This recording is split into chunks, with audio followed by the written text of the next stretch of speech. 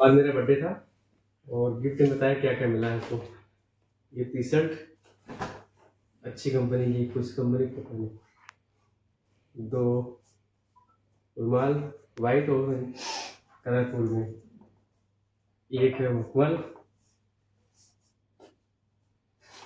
ये है purse okay company की। ये है परफ्यूम अच्छी कंपनी के है, पियो।